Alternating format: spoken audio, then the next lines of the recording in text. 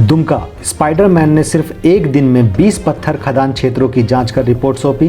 दुमका जिला खनन पदाधिकारी का अनोखा कारनामा। ज्ञात हो कि झारखंड सरकार के द्वारा टास्क फोर्स गठित कर अवैध पत्थर खदानों को बंद करने का मुहिम चलाया जा रहा है। इस अभियान में शिकारीपाड़ा क्षेत्र के लगभग 80% खदान अवैध होने की वजह से बंद हो गए हैं। इससे पहले भी कई बार खदानें बंद हुई और फिर चालू हुई।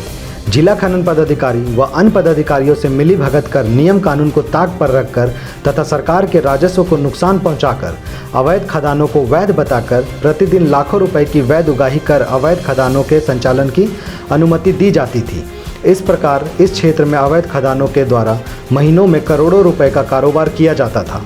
इसी क्रम में दुमका के जिला खनन पदाधिकारी को झारखंड लोक आयुक्त ने खदानों का भौतिक सत्यापन कर रिपोर्ट सौंपने को कहा था, जिस पर दुमका जिला खनन पदाधिकारी दिलीप कुमार तांती ने शिकारीपाड़ा अंचल कार्यालय को 20 पत्थर खदान की मापी कर लीज क्षेत्र का भौतिक सत्यापन करने एवं रिपोर्ट देने का पत्र दिया था। शिकारीपाड़ा अंचल कार्यालय द्वारा क्षेत्र के विभिन्न 20 खदान क्षेत्रों की जांच के लिए एक टीम का गठन किया गया। शिकारीपाड़ा अंचल कार्यालय के द्वारा गठित टीम में अंचल अमीन राम प्रसाद मंडल, खनन कार्यालय का चपरासी शिव शंकर शाह और टाइपिस्ट विमल कुमार रजक को जांच के लिए प्रतिनियुक्त किया गया। ये सभी जांचकर्ताओं ने आश्चर्यजनक फुर्ती दिखाते हुए स्पाइडरमैन की भांति सिर्फ एक दिन में 20 अवैध पत्थर खदानों को वैध बताकर जांच का प्रतिवेदन प्रस्तुत कर दिया, जबकि सभी खदान लगभग 20 किलोमीटर के क्षेत्र में फैले हुए हैं। इतने बड़े क्षेत्र की जांच, वो भी एक दिन में, ये तो स्पाइडरमैन ही कर सकता है, ना कोई साधारण व्यक्ति। सवाल यह भी उठता है कि इस तरह की जाँच के लिए राजपत्रित कर्मचारी का होना अनिवार्य होता है, लेकिन एक कार्यालय के चपरासी टाइपिस्ट को जांच करने का भार सौंपा गया, यह समझ से परे है। यह साफ समझ में आता है कि इस मामले को जैसे तैसे पूरा कर खाना पूर्ति की जा रही है। इस संबंध में संथाल परगना बचाओ संघर्ष मोर्चा के अध्यक्ष श्री गया प्रसाद शाह ने बताया। मेरे द्वारा 2018 में लोकायुक्त झारखंड के न्यायालय में एक आवेदन दिया गया था, जिसमें मेरे द्वारा लिखा गया था कि शिकारीपाड़ा थाना, गोपीकांदर और काठीकुंड दुमका जिला के अवैध खदान चल रहे हैं और यहाँ लाखों करोड़ों का राजस्व की चोरी हो रही है। विस्फोटक पदार्थ का नक्सल क्षेत्र में आ रहा है।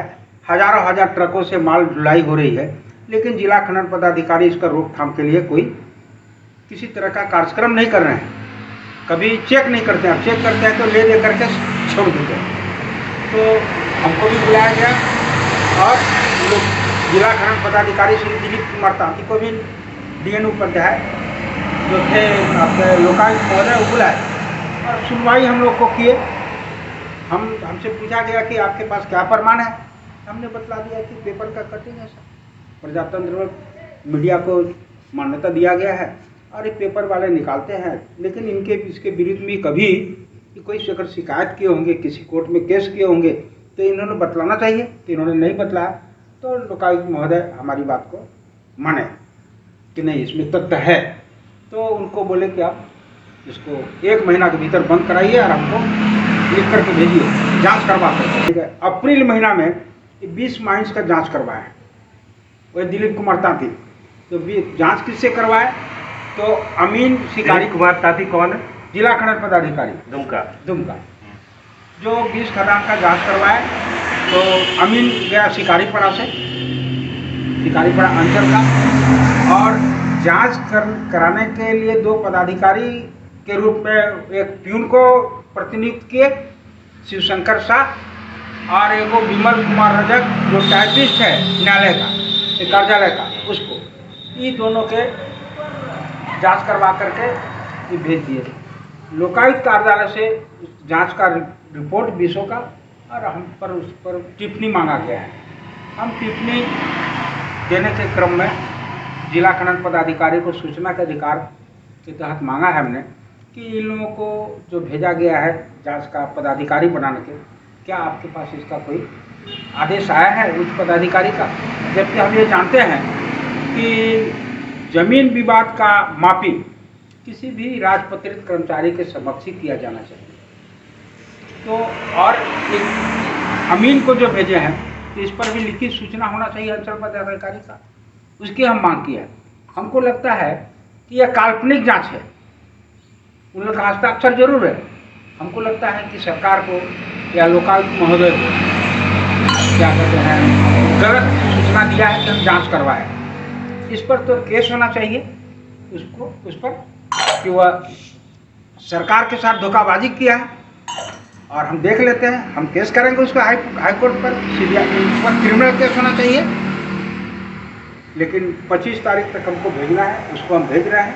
इसमें ये बताया जाए कि वो जो जांच करने के लिए दिया गया, कितने खदानों का दिया गया और कितने दिनों में जांच हुआ? मोट 20 खदान का ही किया है, मोट 20 खदान का जांच किया है।